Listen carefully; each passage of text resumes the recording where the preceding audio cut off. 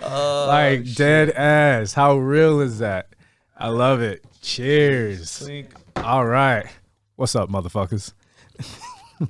That's great. That's great. Well, you already did the intro. So Yeah, that's the intro, man. That is the intro. Without a doubt, the best one we've had so far. I'm still gonna go ahead and. Oh my God. You're like that manager that's like, yo, your place settings aren't right. It's still gonna use them motherfuckers. Nah, it needs to be 1 inch to the right of the plate and 1 inch to the left, and this spoon needs to be on this side, and your glass Knife needs to be facing this way or that way. Oh, when a motherfucker says that your glass needs to be inside the knife and the plate, Yeah. like no one gives a fuck. Nobody gives a fuck. Literally nobody. The only people that give a fuck are the owners or. And if you are one of those people who gives a fuck, what's up, motherfuckers? We don't like you. I want that to be known. Oh, and not to mention, it's got to be like two finger spaces apart too from the plate. Yeah. Oh my Oh, God. yeah. I'm getting flashbacks from my first job. I hate that. That's why I won't do fine dining again. I really fucking hate that shit. You're a little bit higher than me. I am always higher than you. True. Without a doubt. I am absolutely always higher than Welcome you. back, everyone, to another episode of the podcast where we pull back the curtain and give you some insight on what goes on behind the scenes of your favorite bar and restaurant. We like to call that the industry perspective. I forgot the fucking bell. What's up, motherfuckers? I forgot the bell. Yeah, I know you did. Yeah, I left it. I didn't want it this time. I was like, next time. That's the next episode. Or not next episode because we're recording that today as well.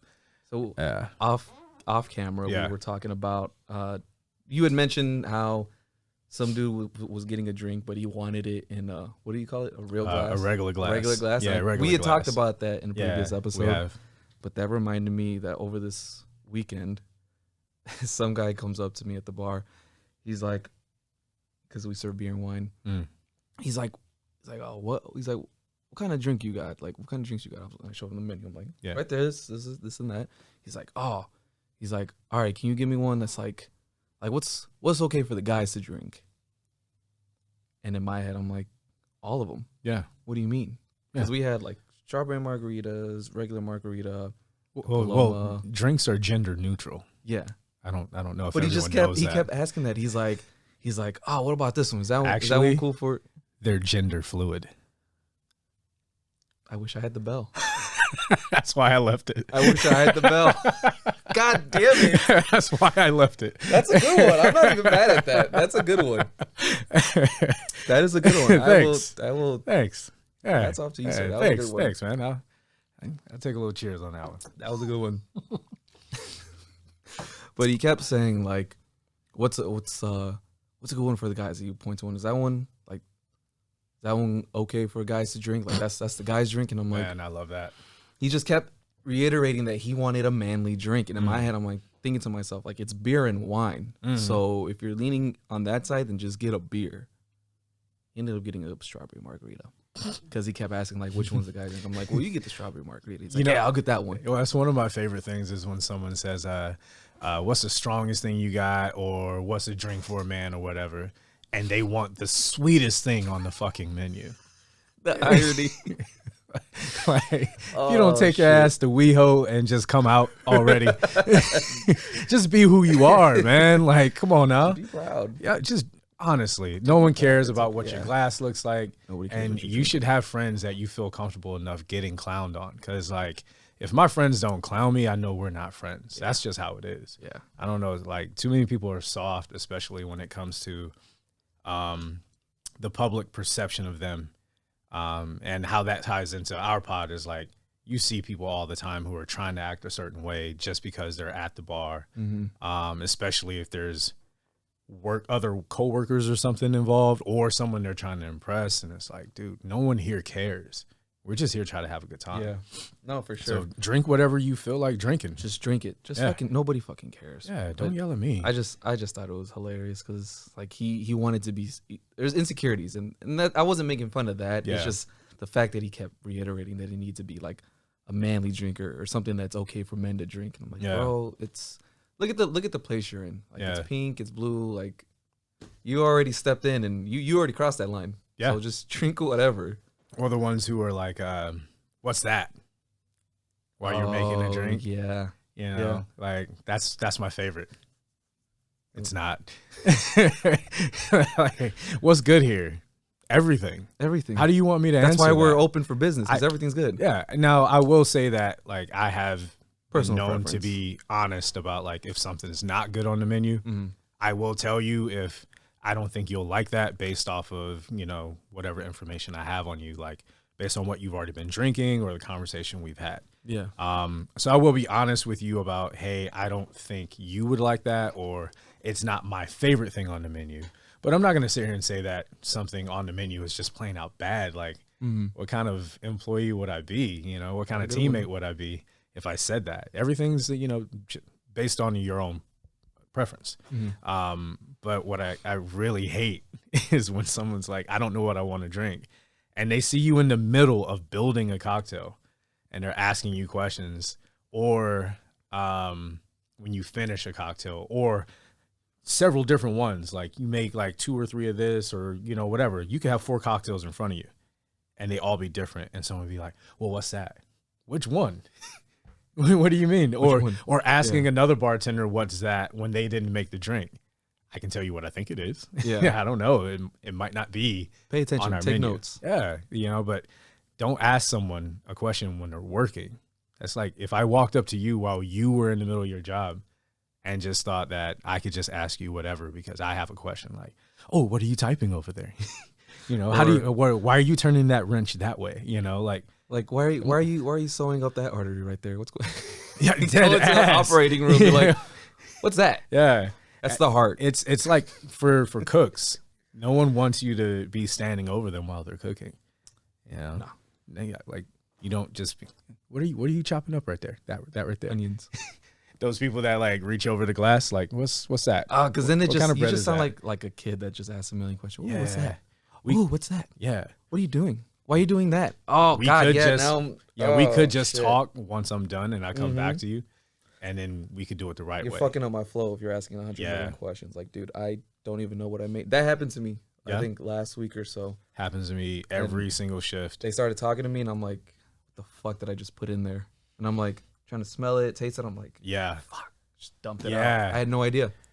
People don't realize that when we're actually working, it's like that meme with the numbers and the beakers and everything. Oh, and yeah. there's just, I feel like that lady with the weird face is like, what the fuck was I doing? I had 3 of what? Yeah, we're not ignoring you or not paying Yeah. attention because we're being rude or whatever. It's like we're thinking, we're calculating with this and that, what we got to do. Once that part is done, they'll be like, yeah, what's up? And then we can shake it and talk to you then. When we're shaking, everything's done. Yeah. We already know what's going and where. Yeah. But when we're mixing shit, give us a second. Personally, I will always acknowledge a guest when they walk in. But personally, if I'm in the middle of making a cocktail, I think I'm doing you and the person I'm making the cocktail for a disservice if I'm not concentrating on what I'm doing there. Now, Because once you're going to want the same service. Right. So you're going to want your drink to be just as good. So right, so let me do that for somebody else. which doesn't mean I want to ignore you. I apologize for jumping in on that, go but ahead. like I jumped it doesn't mean that I'm trying to ignore you. It's like, well, let me finish this one thing I'm concentrating on. Once I get to a point where I can break my concentration without messing up this entire order, then I'm going to acknowledge you. Hey, how you doing? I'll be with you in a second, or something like that. But that whole thing of just jumping right in because you're like, ooh, I want to know what that is. Well, if you let me finish what I'm doing and I can make it correctly the first time, I can get to you even faster and even tell you what it is, because I'm also not annoyed that you just interrupted what I was doing. Sometimes that annoyance that a server, bartender, busser, manager, whatever, that annoyance that they could have with a guest is clear. It could easily just be, you literally just interrupted what I was doing. Like, I'm trying to get to you as fast as I can. Doesn't mean I'm ignoring you. Doesn't mean you're not important.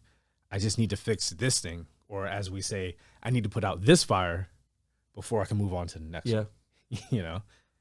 But speaking of people like Yeah. interrupting and interjecting, I had this one guy Halloween weekend. We weren't too busy, but like I was just making something, and not really making something, but just doing what I gotta do. Yeah. And then he comes up, he's like, "Hey, can I get a water?" And I was like, oh, we got a water station right there. Oh yeah, that's one of my favorite things to say. Over there, it was a little packed, you know, because there were still people. So it was a little crowded over there. And yeah, it was very easily accessible to me. Mm-hmm. He was like, oh, can I get a water? I was like, yeah, it's right there. And he kind of stopped for a moment. He's like, can you grab it for me? And I stopped and I'm like, no, I can't. I was like, it's right there. Just go over there and grab it. He's like, come on, man. Like, yeah. Can you just go grab it for me? And I'm like, no, I'm tending the bar. And you could have already had this water in the time it took for me to tell you no twice. Yeah. Yeah. And I definitely could have, but the fact that he asked twice and I already said no once, I'm like, no, go get the fucking water. Yeah. It's right there. The time it takes for me to pour you a water from the gun, yeah, I could have made drinks for other people right. or got them on their way. But you want me to take time to get you water out of the gun when there's a thing of water right over there. And that's cold. For those out there who might be feeling, well, yeah, it's your job. Well, I'm just asking. It's just water. Yeah.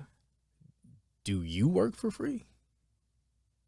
And we have that there to make our job easier, so right. we can do our job better by making drinks. But no, dead ass. Do you work for free?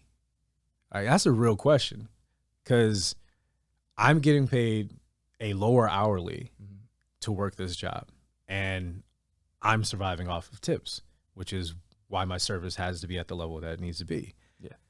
But to give you free water is taking time out of me cleaning the bar, resetting the bar to make sure that I can make these cocktails, which actually are costing money, which are beneficial to the business. And hopefully I'm being tipped and I'm giving great service, which is beneficial to me and the guests, most importantly. But to stop everything I'm doing to give you your water because you don't want to walk over there, you're not paying me for that water. And even if you've already tipped me earlier, that was for that transaction. And I don't mean for people to feel like everything's transactional in the sense that there's a negative connotation to that.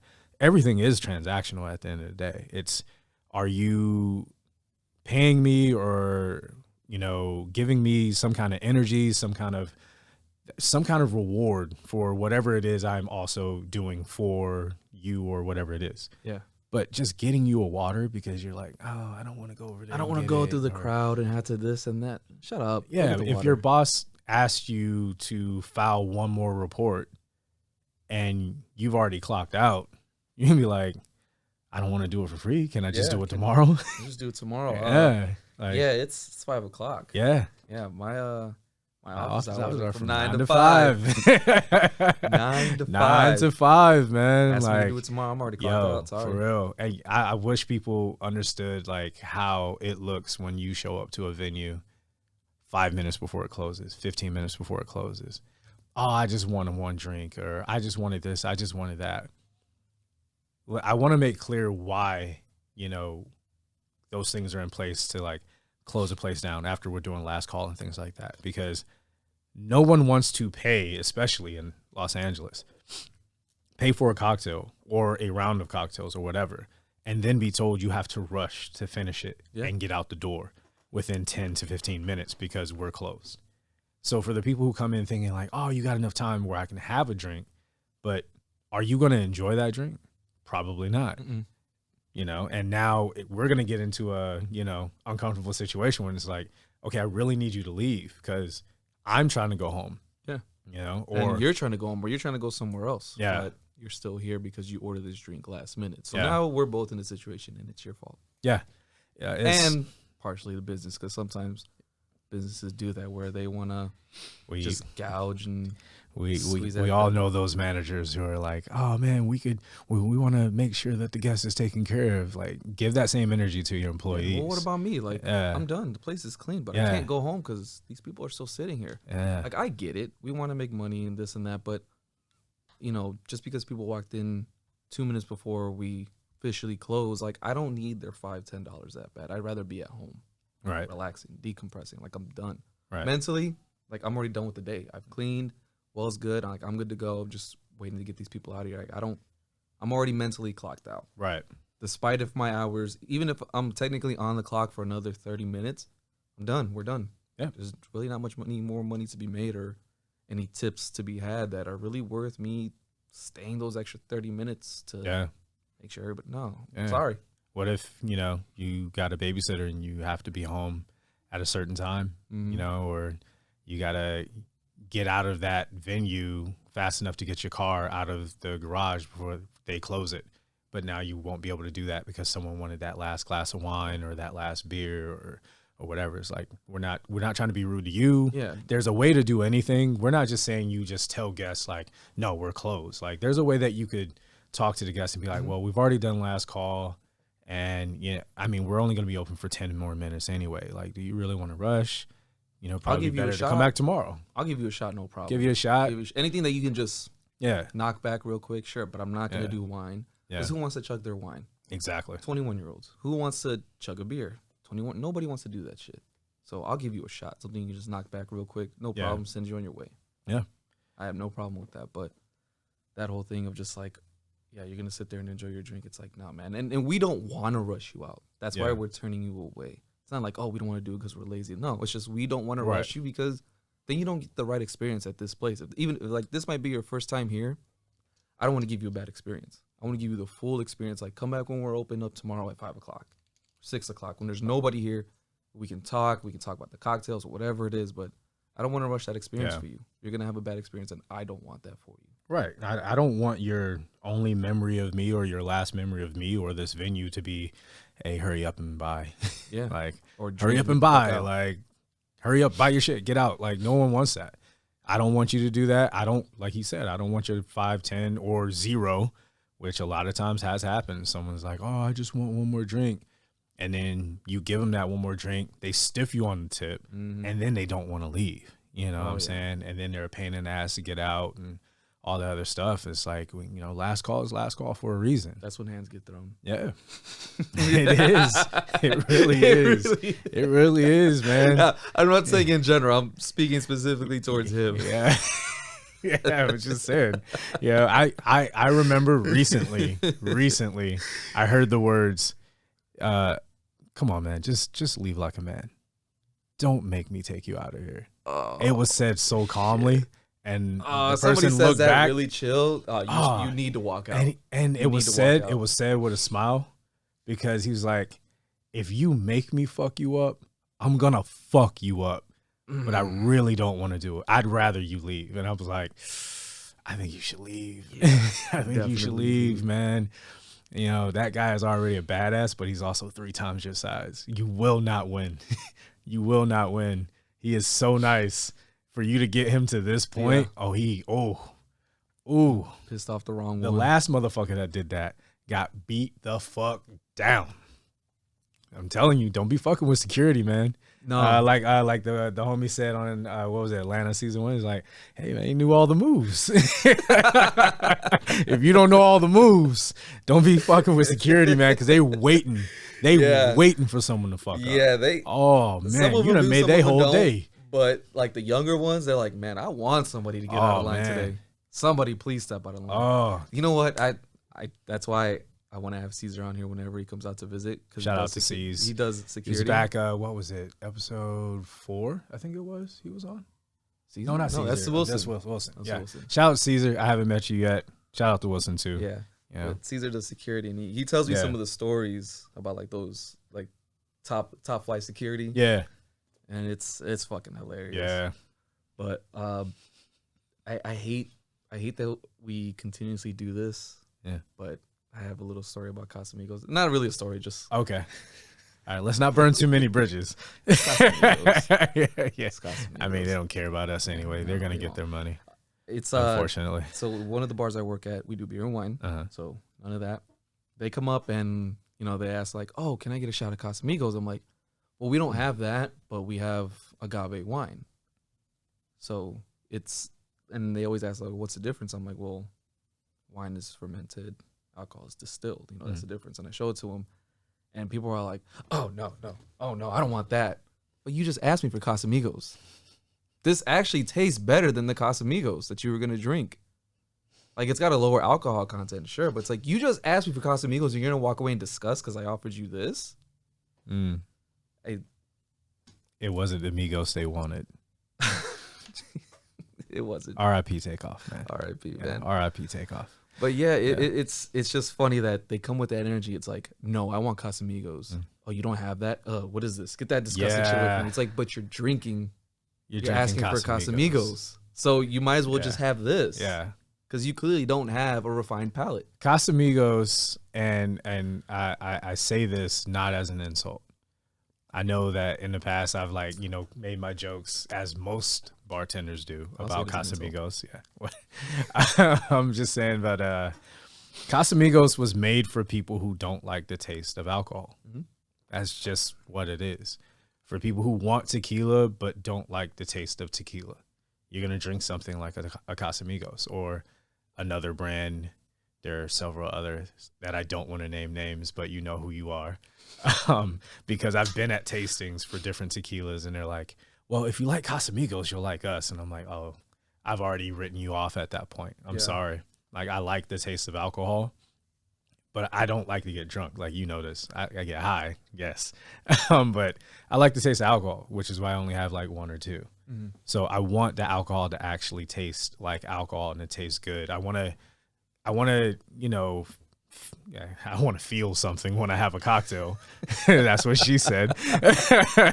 But there it is. But it's just like I want like a story. I want a reason to have this cocktail. That's why I'm at, especially a cocktail bar, and some of the mixologists that you'll see there, I go there for that. So I'm not going to order Casamigos because I'm like, everything's there to mask the flavor. Yeah. You're taking all of the work out of it, in my opinion, to make it more palatable for people who never like get an appreciation for the taste of spirits. I saw a TikTok where this guy kind of basically said what you said, broke it down a little bit more, where he was saying like, yeah, it's not that it's terrible. It's just like, there's other options that you can enjoy. And he's like, they have so much shit in there that you can pour it in your hand, go like this, and you're gonna have like residue and shit in here. Like, that's not the indications of like a high quality or something that's like, it doesn't have any additives, extra vanilla, all that other shit. You can't use Casamigos in the zombie apocalypse to clean any wounds. No, you can't. Like, don't do that. Yeah. Don't do that. They're gonna turn right then. Like a good spirit, you should be able to pour in your hand, go like this, and it's like there should be nothing there. Yeah. Casamigos and some other ones, you do that, and you've got like residue and shit on your hand. Yeah. That's all the sugar, the vanilla, all that other shit, and that's which again, as I was saying before, it's not meant as a slight towards them. I'm just saying that it's not gonna be something I'm gonna order. For people who do order it, it's not me judging you. I'm just like, okay, that's what you want, that's what you like. It is my job as a bartender to try to learn from the experience of your talking, your mannerisms, everything, and give you the best experience that I possibly can. That's why when people say, what's good here, it's like, what would I like here? Even though you don't know me, it's like, what would I like on your menu? I have to make that assumption based off a very limited window of information, which is why when you have a good server or a good bartender, which we know a few, shout out to David, you know what I mean? Yeah. I love calling him David in front of you because you always look at me like I don't know, but then I know who you're talking about. I'm like, oh, okay. Jonathan, you know who you is, my guy, like my guy. I fucking love you, my man. But that guy right there, like when we had that altercation in the fucking kitchen, you were like, David. I'm like, who the fuck is who that? The fuck is David? I was like, you got it. That's not how I know him, right? But like, I'm like, in my mind, I'm like, you got to know their name and their aliases, my guy. We're in Hollywood, you know what I'm saying? Yeah, you got to know all of it. Security, for like, real. How do you not know? It's a whole different monster up here, man. But like a server like him can go to your table. He can bullshit you if he wants to, but he actually has he puts the energy into creates an giving experience. you the experience that you want. People like him. There's been so many bartenders that I've worked with that are so good at this.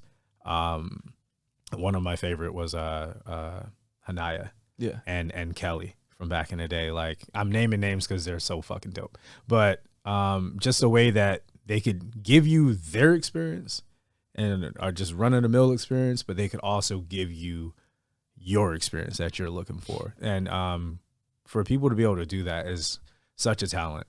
Oh, for sure. Such a talent. And it actually like leads me to one of the things I want to talk about, which is Drink Masters.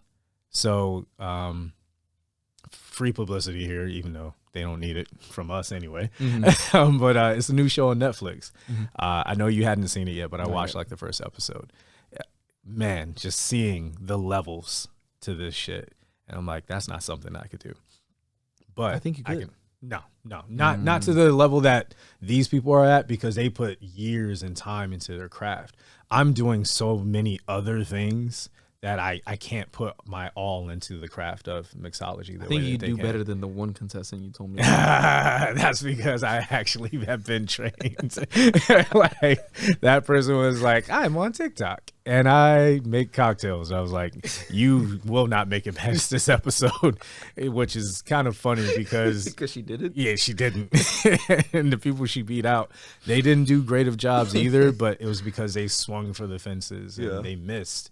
But the fences that they swung for, I'm not even seeing that ballpark because I'm not thinking about mixology the way that they are. And I know other bartenders and other mixologists that can do that I have the pleasure and the honor of working with and learning from and watching them just when they're like in their craft. It's just so fucking phenomenal, man. It really is. And for people, I'm really hoping that what this show will do, I mean, this show being Drink Masters, but also ours, is just to kind of show people like there's a reason why you go out or why you used to go out before the pandemic. Because I think a lot of people pre-pandemic got so used to going out that they forgot why they were going out. Now they're just going out just to get out of the house. We were in the house for like 2 years. So we just got to go. Go. Bored in the house, and I'm in the house bored, man. Everybody Oh my God. Yeah. Everybody thought they were mixologists for the first 3 months of the pandemic, and they were like, this is not what I thought it was. Damn, it's not that easy. Yo, for real. I had so many I want to people. recreate that drink at the bar that the one bartender made, but I don't know what they put in it. I had people that would DM me asking me how to make cocktails. Oh, really? Yeah. There were people that like they had my IG and everything from whatever, but like they'd hit me up and be like, hey, what was that one drink you used to make for me? Like, da da da da. And I'm like, I don't fucking know who you are, man. I don't even know how you found me. Like, how the fuck did you find me? And I can only imagine for women, because I know a few women that have gone through that as well. Like, people just during the pandemic, their inboxes was just eggplants, eggplant everywhere. You know what I mean? But I can only imagine if you were like a bartender or a server, or a cook or something like that, and people knew it. I bet you there were a lot of people that were like, hey, so give me your recipes. Yo, give me your recipe. But it was like, well, can you come over and make it? Can I come to your house? Like, that was their end. Ooh, no. Yeah, let's hang out and I'll buy the ingredients and you can. That's some slick shit. You sneaky bitch. Have you made cocktails for anybody in the last 14 days? I'll invite some people. We'll all get tested. Yo, that's such a weird thing to think back on. Yeah, it is. Like, to think back that how, man, wearing the face mask was rough. Like, I'm sorry to bring this up for all of us that are still traumatized from it, but like, just the fact that we were tasked with talking to people every day, but we had to cover our face. And a lot of us. Yeah. So it's like a strawberry, huh? Yeah. I said it's got strawberry in it. Yeah, exactly. Exactly. And the amount of people who acted like that was our choice. Like, take the mask off when you talk to me. I'm like, I wish I could. You think I chose to put this on? And for some people did, which if that's your level of safety, hey, peace, by all means. I'm just saying that it was hard to do that for so long, especially when the restrictions were lifted for patrons, but we were still forced to wear ours. And then, like, you'd have one job that made you wear it and one job that didn't because of the county that it was in. And, like, man, that was a fucking nightmare. The amount of stuff that your server, your bartender, your busser, like the people who serve you, retail, all of it, the amount of stuff that they've had to go through the last couple of years to just now be feeling like we're back to normal is mind-blowing. Mind-blowing. And nobody talks about that. It still feels like it's fresh. Yeah. getting back to normal. Like, even though it's almost like a year in now, Almost, yeah. it feels like it just kind of just happened. Like, Yeah. like we're still getting back to normal, even though we've been normal for a year. But Yeah. Especially because it's supposed to be, the beginning of our busy season. yeah, And in some ways it feels like it, and in some ways it doesn't. yeah. So I over the past weekend, or no, last week, the one job I work at was busy on a Tuesday or Thursday, I think. I can't remember which day. Either way, it was a higher volume of guests in the building, and I'm like, oh, it's busy season. And for those of you that don't know what busy season is, it's basically the end of the year when you have all the big major holidays, and you have office parties, Christmas parties, whatever party, New Year, but just like all people just planning on these big gatherings because it's like that time of year when people get together. Yeah. And that usually means a lot of business for restaurants, bars, and stuff. And that's what we call the busy seasons because, tables are booked, there's reservations, this and that, and a lot more people in the building on a Monday or a Tuesday. Right. And that's our most profitable time of the year. I mean, there are a lot of people that this time of year takes them through the next quarter. Yeah. Because a lot of businesses people make the bulk of their money too. Yeah. At this time of the year. Yeah. Especially because the next 3 months are the slowest of the year. The absolute dog shit months depending of the on where year. you are, sometimes even the summer. Like in Phoenix, it's slow during the summer. It's fucking it's dead. slow during the summer depending on where you work. Like Yeah. you work on a golf course. That's a whole different story. Yeah. You work anywhere near the colleges, there's still plenty of people that are going to be there. Yeah. You can still make your money, but like here in LA during the summer, this summer was kind of slow though. I mean, because yeah. people were out of town. This was the first summer that people got to leave town. Yeah. Yeah. So For that a lot I of can people. understand, but from what I've been told, summer's usually pretty busy here in LA. Yeah. Well, I mean, but like I said, I feel like that's everywhere. It's just kind of depending on what section you work at, because like if you work, say like on the boardwalk on the beach or whatever, like the summer is going to be when you make your money. Oh, like right now you ain't making shit. No, you know what I because mean? nobody's at the Unless beach. there's like weddings it and is a stuff very like regional that. thing. So Yeah, you're it right. is Slipped my it's mind on regional that. as much as like every city, every state has their area that does good during one part, does bad during the other. But as far as for as a majority, whole, yeah. this time of the year is busy season. It's when it's getting colder.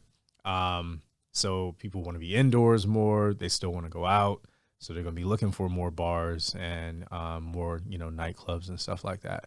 Holidays are coming up. Halloween was pretty fun.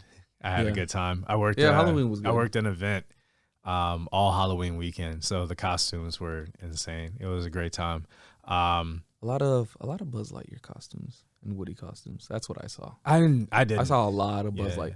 Sexy Buzz Lightyear, which I mean, okay. Is there any other kind of Buzz Lightyear? Depending on who you ask. Some people like that shit. That is true. It's a very put your hands behind your head kind of character. With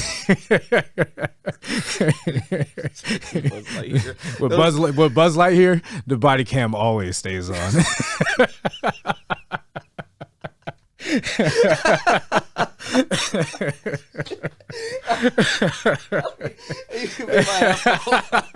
My bad. My bad. Oh, shit. But I You wanted to literally knocked my hat off with that one. Oh man. So I had said I wanted to do this before. So let my man catch up here. I just wanted to shout out all of my people that I worked with this past Halloween weekend. My Mayan Warriors crew, like you all know who you were. You know who you are, were, whatever. Like I said, I get high before we do these episodes, so whatever. My words are my words. But y'all were dope as fuck. Like, and the reason I wanted to bring that up, other than just saying that y'all are dope as fuck, was because it's something I always talk about on this podcast, is that working in the right environment, like it really is what makes this job as I'm good. Back? Yeah. All right.